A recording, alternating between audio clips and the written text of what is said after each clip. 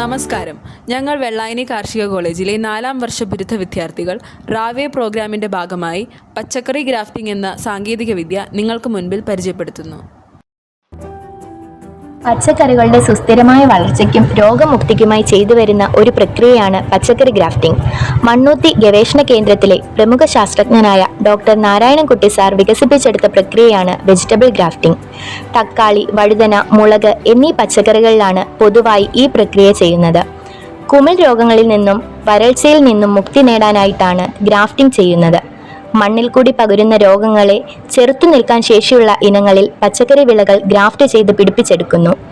വാട്ടരോഗത്തെയും നിമാവിരകളുടെ ആക്രമണത്തെയും ചെറുക്കാൻ ശേഷിയുള്ള ചുണ്ടയിലെ പ്രതിരോധ ശക്തിയുള്ള വഴുതന ഇനങ്ങളിലോ ആണ് തക്കാളിയും വഴുതനയും ഗ്രാഫ്റ്റ് ചെയ്യുന്നത്.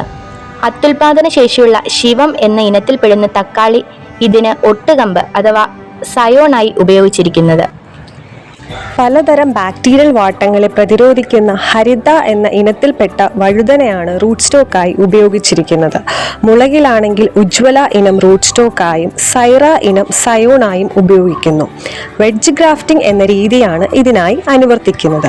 സ്റ്റോക്കിൽ വി ആകൃതിയിൽ ഒരു വെട്ടുണ്ടാക്കുകയും അതിന് യോജിക്കുന്ന വിധത്തിൽ സയോണിൽ ആപ്പുഭാഗം ഉണ്ടാക്കുകയും റൂട്ട് സ്റ്റോക്കിൽ ഉണ്ടാക്കിയ വിടവിലേക്ക് അത് ചേർക്കുകയും ചെയ്യുന്നു.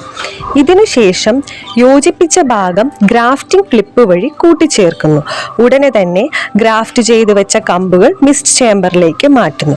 14-15 ദിവസങ്ങൾക്ക് ശേഷം ഗ്രാഫ്റ്റ് ചെയ്ത തൈകളെ മറ്റൊരു പോളി ഹൗസിലേക്ക് മാറ്റുകയും പിന്നീട് പറമ്പിലേക്ക് നടുകയും ചെയ്യുന്നു.